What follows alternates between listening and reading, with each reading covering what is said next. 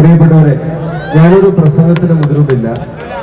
ഞാൻ 2-3 കാര്യം മാത്രം പറയാൻ ആഗ്രഹിച്ചു. ഒന്ന്, പാലക്കാടിന്റെ മണ്ണിനെ എത്രത്തോളം ആരെല്ലാം വിഭാഗീയമായി കീറി മുറിക്കാൻ ശ്രമിച്ചാലും ഇത് അവർക്ക് വഴങ്ങിക്കൊടുക്കുന്ന ഒരു മണ്ണല്ല എന്നുള്ളത് ഈ 13 വർഷമായിട്ട് ഇവിടെ ഇവരുടെ ഇടയിൽ ജീവിച്ച ഒരാളെന്നുള്ള നിലയ്ക്ക് എനിക്ക് നേരിട്ട് ബോധ്യപ്പെട്ടതാണ്.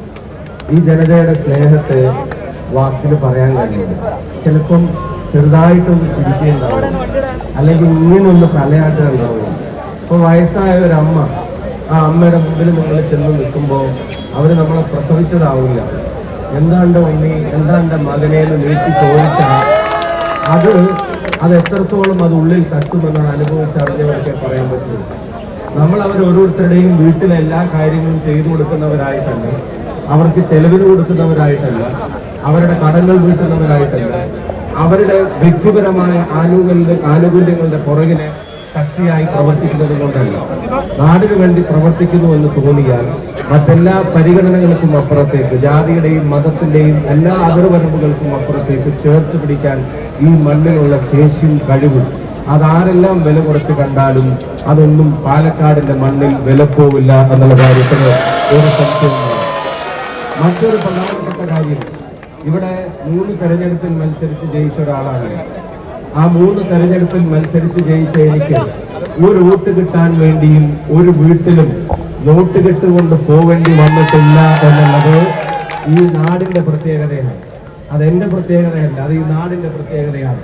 എന്ന് വെച്ചാൽ അവനവന്റെ വോട്ടിനെ വിൽക്കാൻ വെച്ചവരല്ല പാലക്കാട്ടുകാരെന്ന് 2 വിഭാഗക്കാർ തിരിച്ചറിയണം. ഒന്ന്, കള്ളപ്പണം കൊണ്ടുവരുന്നവരും, 2, ഇല്ലാത്ത കള്ളപ്പണത്തിന്റെ തിരക്കഥ മെനയുന്നവരും. 2 പേരും അത് തിരിച്ചറിയേണ്ട കാര്യമാണ്.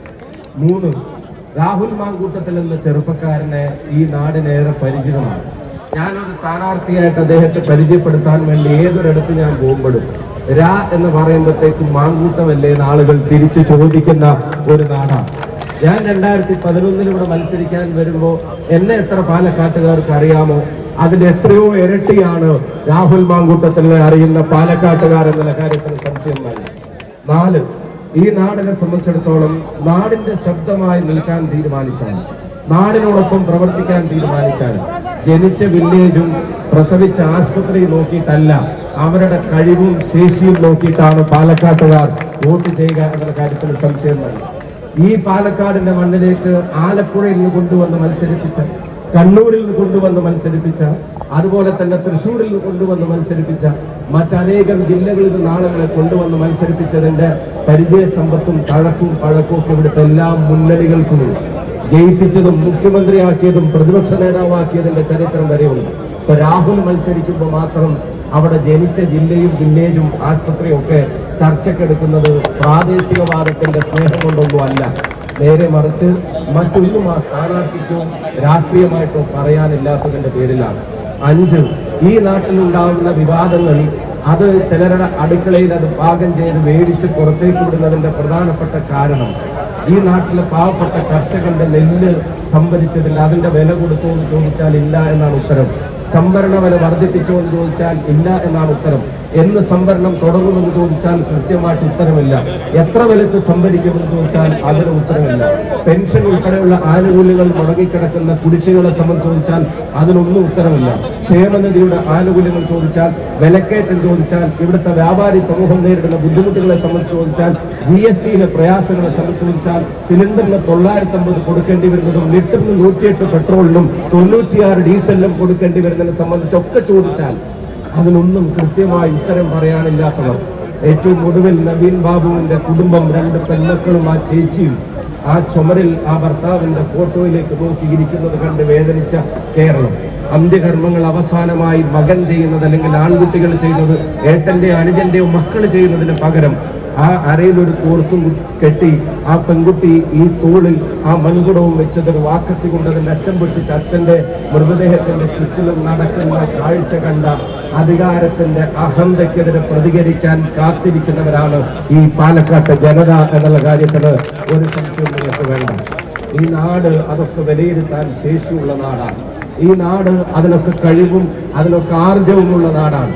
പാലക്കാട്ടുകാരൻ ബഹളം വെക്കുകയോ പാലക്കാട്ടുകാരൻ ചിലപ്പം ഈ പറയുന്നത് പോലെ വലിയ ശബ്ദമുണ്ടാക്കിയെന്ന് വരില്ല എന്ന് വെച്ച് അവന്റെ പൊളിറ്റിക്കൽ സെൻസിന് ഒരാളും ഡൗട്ട് ചെയ്യേണ്ടതില്ല.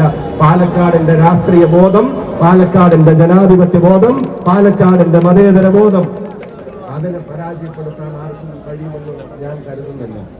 6, ഈ നാടിന്റെ വികസന പ്രവർത്തനങ്ങളിൽ ഞങ്ങളിതാ പാലക്കാട്ടെ കോട്ട മൈതാനത്തിൽ പറയുന്നു. ആരുടെയൊക്കെ കാലത്ത് ആരൊക്കെ എന്തൊക്കെ ചെയ്തു എന്നുള്ളത് ഒരു പരസ്യ സംവാദത്തിന് ആരുമായിട്ടും തയ്യാറാണ് എന്നുള്ളത് ഈ കോട്ട മൈതാനത്ത് വെച്ച് പറയാൻ ആഗ്രഹിക്കുന്നു.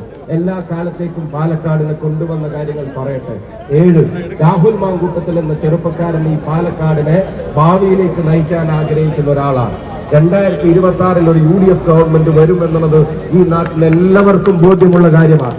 ആ UDF ഗവൺമെന്റ് വരുമ്പോ ഉമ്മൻചാണ്ടി സാറുടെ ഭരണകാലം എങ്ങനെ പാലക്കാടിന് ഗുണകരമായിരുന്നോ അതുപോലെ 2026 മുതലുള്ള വർഷം അത് നമ്മുടെ കൂടെ ഉണ്ടാകും എന്നുള്ള കാര്യത്തിൽ ഒരു സംശയവും വേണ്ട. 7, ഈ നാടിനെ സംബന്ധിച്ചിടത്തോളം ഇന്ന് നമ്മുടെ കൂടെ വന്ന ഒരു സഹപ്രവർത്തകൻ സഹോദരൻ, നേരത്തെ ഇവിടെ PK ഫിറോസ് ഉൾപ്പെടെയുള്ള ആളുകൾ പറഞ്ഞു, എന്തിനാണ് BJPയിൽ നിന്ന് ഒരാൾ വിട്ടുപോരുന്നതിന് CPM ഇത്ര പ്രയാസം എന്ന് എനിക്ക് മനസ്സിലാവുന്നില്ല. എന്ന് മാത്രമല്ല, ജനങ്ങൾ വിഡ്ഢികളെല്ലാം അവരും തിരിച്ചറിയണം.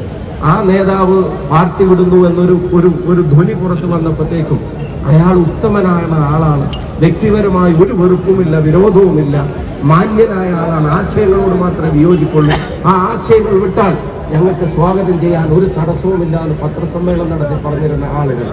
ഞാൻ ചോദിക്കുന്നു, അവർ പാർട്ടി വിടാൻ തീരുമാനിക്കട്ടെ, ഞങ്ങൾ സ്വാഗതം ചെയ്യും എന്ന് പറഞ്ഞിരുന്ന അതേ നാവ് കൊണ്ട് അയാളെ ഇന്ന് വർഗീയതയുടെ കാളിയൻ എന്നൊക്കെ വിളിക്കുമ്പോൾ ജനം വിഡ്ഢിയാണെന്ന് കരുതി നിങ്ങൾ ആരും ഇടപെടേണ്ടതില്ല എന്ന് അവരെ ഓർമ്മപ്പെടുത്തുന്നു. അയാൾ പറഞ്ഞൊരു വാചകമാണ് ആ മാറ്റത്തിന്റെ ഏറ്റവും പ്രധാനം. വെറുപ്പിന്റെ ഫാക്ടറിയിൽ നിന്ന് സ്നേഹത്തിന്റെ കടയിലേക്കാണ് അയാൾ കാലെടുത്ത് വെച്ചിരിക്കുന്നത് എന്നുള്ളത് അയാൾ പറയുന്നു. 9, ഇനി ദിവസങ്ങൾ വളരെ കുറവാണ്. നിങ്ങളുടെ അറ്റൻഷൻ വേണ്ടത് ബൂത്തുകളിലാണ്. ഓരോ വോട്ടും പറഞ്ഞ് ചെയ്യിപ്പിക്കുക എന്നുള്ളതാണ് നമ്മുടെ മുമ്പിലുള്ള ഉത്തരവാദിത്വം. നിങ്ങളുടെ ബന്ധങ്ങളിൽ, പരിചയങ്ങളിൽ, സൗഹൃദ വലയങ്ങളിൽ എല്ലാ പാലക്കാട്ടുകാരോടും രാഹുലിന് വേണ്ടി നിരന്തരം സംസാരിക്കേണ്ട ദിവസങ്ങൾ, അവസാനം മണിക്കൂറുകൾ, അത് നമ്മുടെ ഉത്തരവാദിത്തമാണ്. ഇതൊക്കെ നമ്മുടെ പരിപാടികൾ പ്രചരണത്തിന്റെ ഭാഗമാണ്. റെസ്പോൺസിബിലിറ്റി എന്ന് പറയുന്നത് ബൂത്തുകളിൽ നമ്മൾ നിർവഹിക്കുന്ന കടമകളാണ്, അത് വിട്ടുപോകരുത്. അവസാനത്തെ പോയിന്റ് 10, ഞാൻ ഒരു കാര്യം ഉറപ്പിച്ചു പറയുന്നു. 3 തെരഞ്ഞെടുപ്പിൽ മത്സരിച്ച ഒരാളെന്നുള്ള നിലക്ക് പാലക്കാടൻ ജനതയുടെ പെരുമാറ്റവും അവരുടെ വോട്ടിംഗ് പാറ്റേണും തമ്മിലുള്ള ബന്ധം ചെറുതായിട്ടെങ്കിലും മനസ്സിലാക്കാൻ ശ്രമിച്ചിട്ടുള്ള ഒരാളെന്നുള്ള നിലയ്ക്ക് ഇവിടെ നിന്ന് സ്വന്തം ഇഷ്ടപ്രകാരമല്ല, പാർട്ടി തീരുമാനപ്രകാരമാണ് പോയത് എന്ന് ഈ നാട്ടിലെ ജനങ്ങൾക്ക് അറിയും എന്നുള്ള വിശ്വാസത്തോടു കൂടി തന്നെ ഒരു വാചകം ഞാൻ ഈ വേദിയിൽ വെച്ച് പറയാൻ ആഗ്രഹിക്കുന്നു. നമ്മൾ ഒന്നിച്ച് മനസ്സ് വെച്ചാൽ ഏറ്റവും ചുരുങ്ങിയത് ഒരു 5 അക്ക ഭൂരിപക്ഷത്തിലെ രാഹുൽ മാങ്കൂട്ടത്തിൽ കേരളത്തിന്റെ നിയമസഭയിൽ ഉണ്ടായിരിക്കും. അവിടെ ചെന്നാൽ അയാൾ പറയേണ്ടത് പറയും, ചോദിക്കേണ്ടത് ചോദിക്കും, കൊണ്ടുവരേണ്ടത് കൊണ്ടുവരും. അതിനൊക്കെയുള്ള ശേഷിയുള്ള കേരളത്തിന്റെ സമര നായകനാണ്. ഈ കേരളത്തിന്റെ ഭാവി രാഷ്ട്രീയത്തിൽ നമ്മളെല്ലാവരും പ്രതീക്ഷയോടെ ഉറ്റുനോക്കുന്ന ഒരു ചെറുപ്പക്കാരനാണ്. അയാളെ ജയിപ്പിച്ചു വിടാനുള്ള ഒരു അവസരത്തെ പാലക്കാട് കളയില്ല എന്നുള്ള കാര്യത്തിൽ ഒരു സംശയവും വേണ്ട. ഞാൻ എൻ്റെ വാക്കുകൾ അവസാനിപ്പിക്കുന്നു. ഇന്നത്തെ ഉജ്ജ്വലമായിട്ടുള്ള റോഡ് ഷോ UDYF-ന്റെ മുഴുവൻ നേതാക്കന്മാർക്കും പാലക്കാടിന്റെ പേരിലുള്ള ഹൃദയം നിറഞ്ഞ അഭിവാദ്യങ്ങൾ ഇവിടെ നേരാൻ ആഗ്രഹിക്കുകയാണ്. ഒരു 1.5 റോഡ് ഷോ ആണ് ഇന്ന് കണ്ടത്. അത് മാത്രമല്ല, ഈ സദസ് മഴയും വെയിലും കൊടുങ്കാറ്റും പേമാരിയും ഒക്കെ വന്നാലും 20-ന് രാഹുലിനുള്ള വോട്ട് ഉറപ്പിച്ചവരുടെ ക്രൗഡാണ്. 23-ന് എണ്ണുമ്പോൾ അതറിയാം. പിന്നെ വ്യക്തിപരമായ കുറേ ആക്ഷേപങ്ങളുണ്ട് രാവിലെ, ഉച്ചക്കും വൈകുന്നേരം ഒക്കെ. ഞാൻ ഇത്ര പെട്ടെന്ന് ഇത്രയും ഐഡിയ ഉള്ള ഒരാളായി മാറുമെന്ന് എനിക്ക് അറിയില്ലായിരുന്നു. നാട്ടിൽ എന്ത് നടന്നാലും ഇപ്പൊ അത് എന്റെ ഐഡിയ ആണ് എന്നുള്ളതാണ് പറയുന്നത്. വന്ന് അവസാനം ജയരാജേട്ടന്റെ തിരക്കഥ വരെ ഞാൻ എഴുതിയിട്ടാണ് ഇപ്പൊ ഇവിടെ വന്ന് നിൽക്കുന്നത്. അപ്പോൾ അതിൻ്റെയൊക്കെ ഉദ്ദേശം അറിയാവുന്നത് കൊണ്ട് അതിനൊന്നും ഇപ്പൊ മറുപടി പറയുന്നില്ല. എനിക്ക് മറുപടി ഇല്ലാഞ്ഞിട്ടല്ല, മറുപടി പറയാൻ അറിയാഞ്ഞിട്ടുമല്ല. ഞാൻ അത് 23-ലേക്ക് റിസർവ് ചെയ്യുന്നു. കാരണം നമ്മളൊക്കെ പറയുന്ന മറുപടിയേക്കാൾ കരുത്ത് ഇവർ 20-ന് കൊടുക്കുന്ന മറുപടിക്കുണ്ടല്ലോ. അത് 23-ന് അറിയും. പിന്നെ ബാക്കി നിങ്ങൾ നോക്കിക്കോണേ. ഒരു കാര്യം കൂടെ പറഞ്ഞ് നിർത്തുക. ഇടക്കൊക്കെ പഴയ MLA-നെ അന്വേഷിക്കണം. പുതിയ ആളെ കിട്ടിയ ബേബേട്ടാ, ഇടക്കൊന്നും പഴയ ആളെ ഒന്ന് അന്വേഷിക്കണം. പുതിയ MLA-നോട് പറയണം, ഇടക്കൊന്നും ഇവിടെ വരാനൊക്കെ പറയണം. നിങ്ങളുടെ ഈ മഴയത്തും ചോർന്നു പോവാത്ത ആവേശത്തിലും സ്നേഹത്തിലും ഒക്കെ ഒരുപാട് നന്ദിയുണ്ട്.